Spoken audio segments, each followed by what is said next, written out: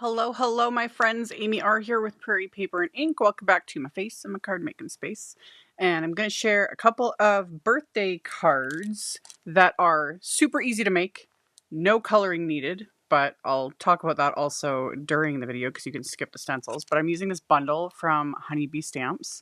This is the squared spring florals, and there's a stamp set, stencil set, die set. You can pick and choose. And then I did ink blending. I didn't add splatter. Who'd have thunk? But I did get baker's twine in there. So I think we're good. I think we're good. So I made them into birthday cards because it's always nice to have extra birthday cards in the stash. And as always, I will have links to all the things in the description box below the video. If you expand it, supply list, links to everything. My links are affiliate links. That just means that if you click on one of my links, end up placing an order, I get a little kickback from that at no extra cost to you, and that is what helps pay the bills, fund the channel, all the things. So let's get into making these cards. So I started with the large main image of this squared spring florals stamp set, and this image is basically A2 sized. So it's going to take up my entire A2 card front, or you could do like a bigger card. I talked about that in a recent video. I generally make mostly A2 size cards. It's just what I prefer, but that's the beauty of card making. You make what works for you. So I have some smooth white cardstock, put it in my MISTI, and then I am stamping the image with Simon Says Stamps Intense Black ink. And while I had everything out, it's like, why not make two? So I'm going to stamp it again. And then once I have the image stamped, I'm going to use the coordinating stencils. Now, if you're not into using stencils and prefer to color your images, then you can skip getting the stencils. That's kind of the beauty of it. I switch back and forth.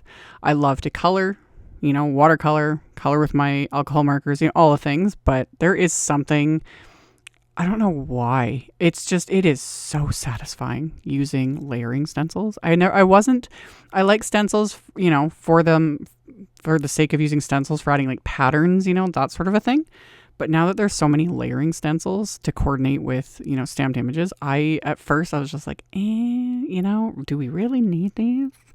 Yeah. There's a lot of people that don't like coloring, aren't comfortable with coloring, or can't.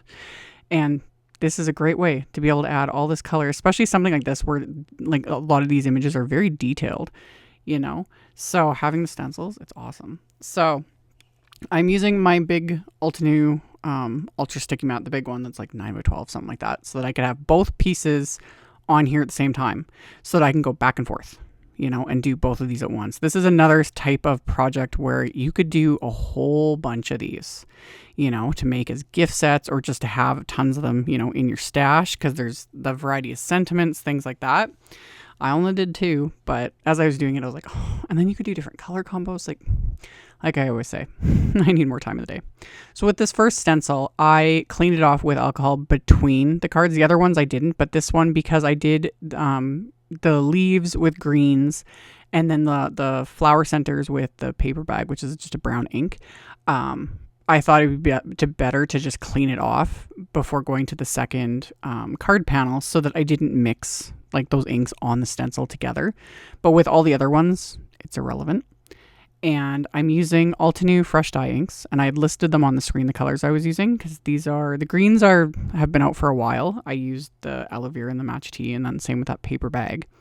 And I'm using just Altenew little blending brushes, just the regular mini, I think they're called. Again, they're listed. I always forget half the time, like, what's the official name? And then for the brown, I was using like the little micro blending brush or whatever. And then after I did that, this is where I start getting into the colors. And I'm using some of the newer, I think these came out like last month, yellows. They're so bright and I love them. So I used Citrus Burst, which was the lightest shade of the quad. And then I jumped to the medium shade, which is called Maple Yellow. And I just started with the lighter, and then I just kind of went in here and there, like right over it. Just cause, you could do it all in just one color, it'd be fine. And with the Honeybee stencils, they are clear. you know, because most stencils are, you know, that sort of ivory sort of color, you know, and it's hard to see on screen, but in real life, all of the detail is etched into the stencil, not just the open areas, like the actual like stamp image is basically etched into the stencil. So it's really easy to line up. The only thing is because they're clear, it's sometimes hard to see where the actual openings are. So that's where I'll just lift up the stencil a little bit and it's like, oh, there's an opening. We're good. And I just go and fill it in. So I did all of that. So I got little yellow flowers and then I've got purples because that was the other newer quad that was released. And I have had these sitting here and I swatched them and then I was like, I need to use them. So I was in a purple mood. So I used all 4 purples for the rest of the flowers. So wisteria, hydrangea, ultraviolet, and andromeda, and love. Again, it's like when you get to the end and you're done and you like lift off the last stencil, it's like, this was so satisfying. It is. I think for me, I think that's what it is. It's therapeutic. I love using layering stencils. Like, I don't know. I think maybe because a bunch of it takes out the guesswork. Like it's like you just grab a brush and an ink and you swirl it and then you're done. Yeah. So, anywho. Once I was done all my stenciling, I removed these from the sticky mat, set the sticky mat at the side, and then I'm going to use the coordinating wafer dies. So huge wafer die set because it has the entire like outline for this.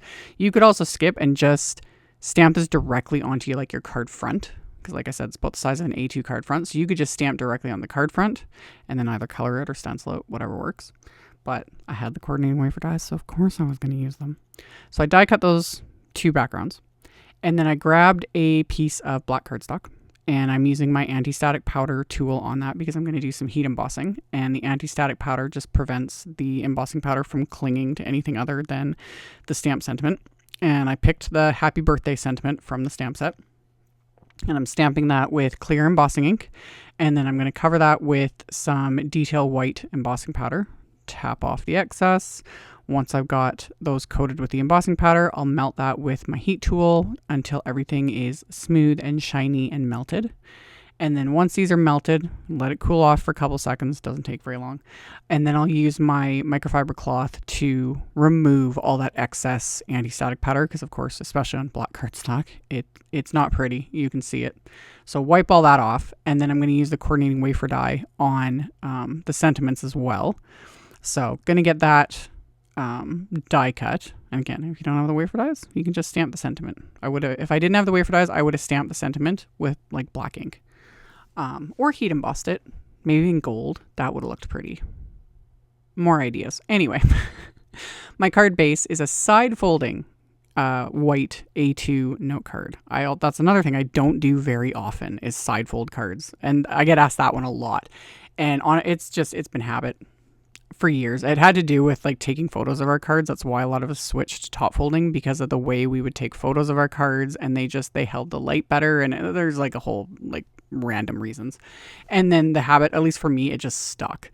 And I don't know, I prefer top folding cards, but with this image, side fold just made sense, plus the way I want to add the baker's twine. So I stamped that big floral square onto what will be the inside of the cards with the lightest purple shade of ink, which was the wisteria ink. And it takes up the whole inside of the card with the intent that I will write right over that. Because when I stamp something like this that's large on the inside of cards, I get asked like, well, then where are you going to write on top of it? Don't care.